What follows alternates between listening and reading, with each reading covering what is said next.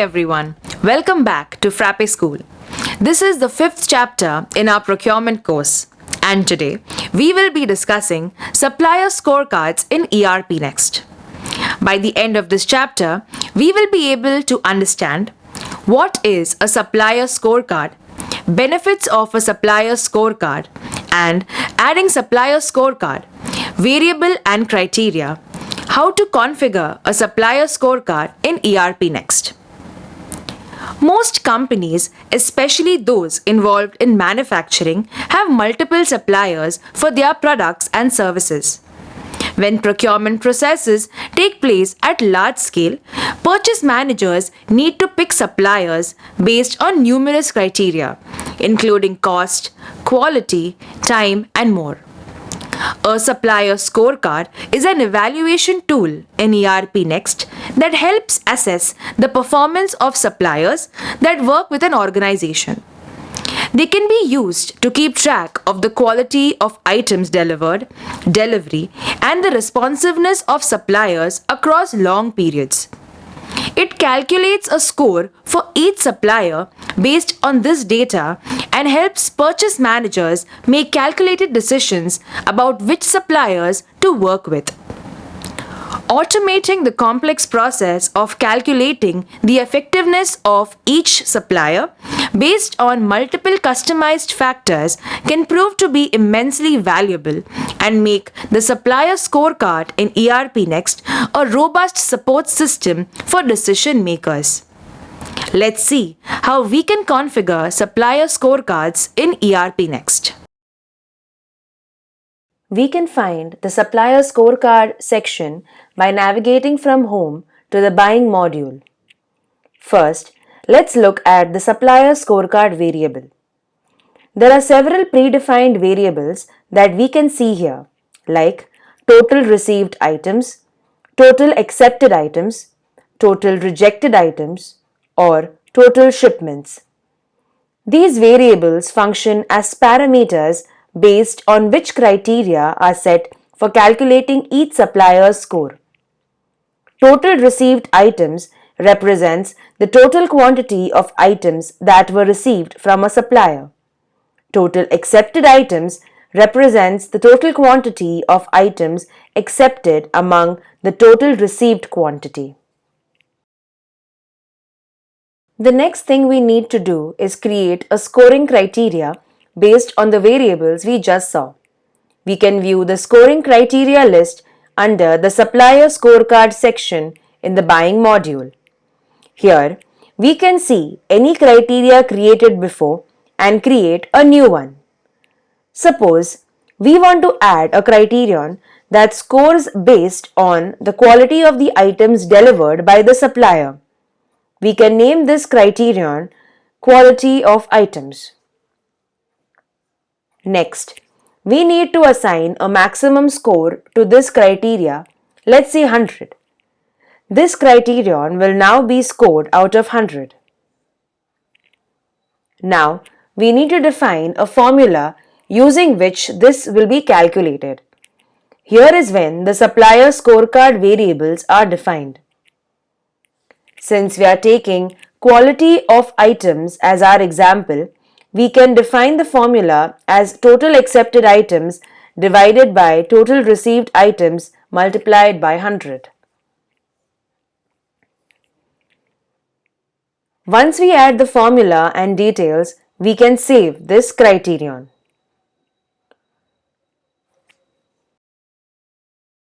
Next, we will take a look at supplier scorecard standings. We can find them under the supplier scorecard section in the buying module. As mentioned before, these are the values assigned to various score ranges to help managers take more instinctive call on which suppliers to pick. Here, we can see a list of labels like excellent, poor, etc. and even create a new one. Suppose we want to name this below average and define the minimum grade as 0 and maximum as 10. We can also configure if we want any action to be taken when requests for quotations or purchase orders are created for suppliers with this standing. We can either choose to warn or prevent requests for quotations or purchase orders against a particular supplier here. Once we have configured this standing, we can save it. Now, we can move on to creating a fresh supplier scorecard. To access, go to the supplier scorecard list under the supplier scorecard section in the buying module. We can see any previously created scorecards here and create a new one by clicking on Add Supplier Scorecard. We'll first have to select a supplier and the evaluation period depending if we want to evaluate per week, per month or year. We can add a custom weighing function if we want to give it more weightage to the latest period or mention total score as shown here to give equal weightage for all periods in the last 1 year.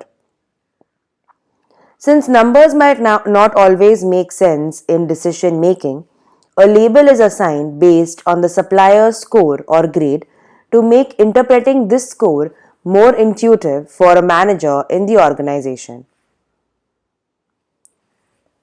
A label is assigned based on the score or grade. This means that the calculation happens in numbers, but we can assign values like poor, average, or excellent to them. Next, we have the criteria setup, where we will use the criteria we created before to help the system calculate this supplier's scores. For example, in the criteria table, we can add as many values as we want. But for this supplier, if we only want the quality of items to be considered, we can select quality of items and give it 100% weightage. No matter how many items we add, the criteria weighs should add up to 100. Finally, click on Save. You can see that ERPNext instantly calculates all the criteria and assigns a label based on the performance. Now, onwards ERPNext will automatically update the label. The last thing we will explore regarding supplier scorecards is supplier scorecard periods. We can find them by looking it up in the awesome bar. Supplier scorecard period reflects the performance of the supplier for a specific period like a year or a month or a week. Records for each period since the date of creation of supplier are generated when the supplier scorecard is created first. And then additional records are created weekly or monthly or yearly automatically via a job in the background. For example, let's create the supplier scorecard for Reynolds Group with an evaluation period as per year.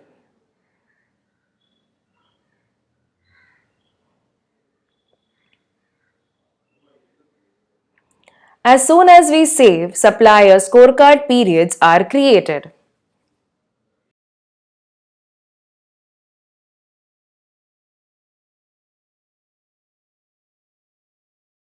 Let's cancel and delete this record and change the evaluation period to per month in the supplier scorecard.